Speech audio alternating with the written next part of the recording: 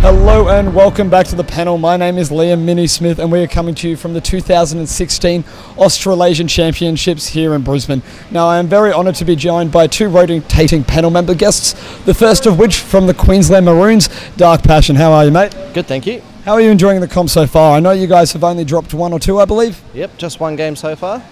And you did quite beat the Ghostheads quite well twice. Yep, it was very convincing for us, so yep.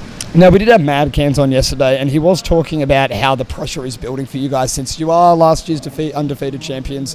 It is your home maze. Now that the first day of round robin's done, how do you feel that pressure are mounting on you? It's still building up for us because we only played a few games yesterday, so the bulk of our games are today, so the pressure's still building. A lot of teams are keeping their eyes on us and trying to whittle us down. So, any big games to look out for today?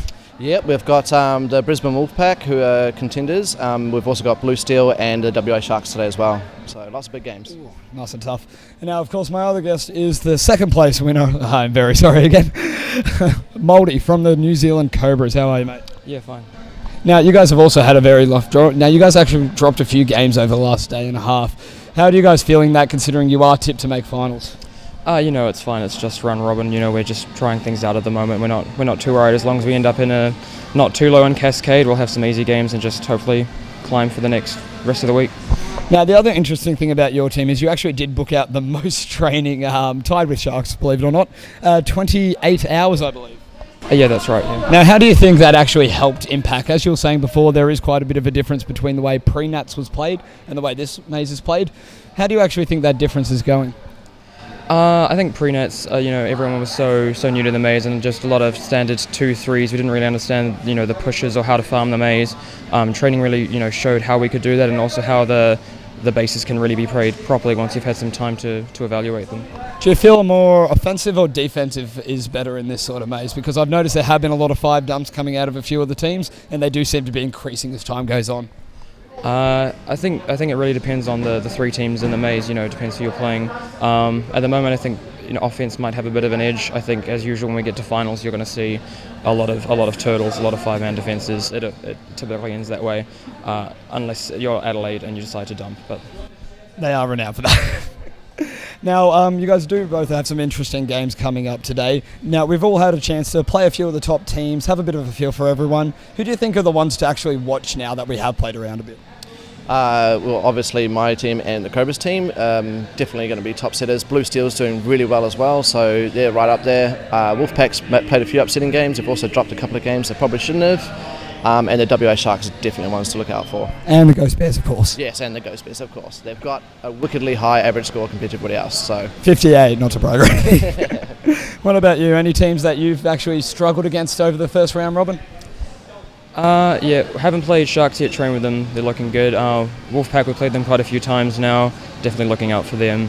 Upset by Tempest, which was a little disappointing, but we can't underrate them. They're going to be a strong team. And no one was really thinking about Canberra too much, I think, going into it. But having played the Ghost Bears now, and even the Falcons, got to watch out. Their pack skills are now really onto it. Now, apart from that, guys, we have had a few surprising teams now that we've seen the round robin play out a bit. We do have some teams upsetting other teams majorly, like you mentioned, Tempest is a big upset. What other teams do you reckon are really just surprising everyone? I think Brisbane Nightmare, one of the lower teams, is actually quite high up in there. I think they finished 17th after last night. Still in a round robin, but that's quite a ways up for them. They're still, all of those people have only been playing for about a year, so that's quite a long way up for them. Any suggestions yourself? I haven't really looked too much at that table, but I'd say that Mount Wellington Kindred are probably going to end up doing better than what Singslist would predict, which was way down, I think, in 22nd. They're working quite well. Their new players, he's not choking too much, so they should do quite well. Now, that's an interesting point you raised about Singslist. It is done by the players, and it is quite a very subjective and personalised view on the teams itself. Do you think we should maybe include that into the committee in an idea to get it more objective? I don't know. It's kind of, I'm a bit for and against. The whole personal opinion on it is a bit funny because obviously teams do feel they get placed a lot lower or a lot higher than they should be and stuff like that. Basing off a rank would be pretty hard as well, because how do you rank players? So tune into the next episode of the panel when we do try to rank players. What about you? How do you actually feel that the Sinks list is reflecting on the team after round robin's nearly done? There's always some good picks, some bad picks. The player rankings seem to be based on personal opinion again, which is interesting because I'm not sure how much just particular people's opinions can come into it and change it.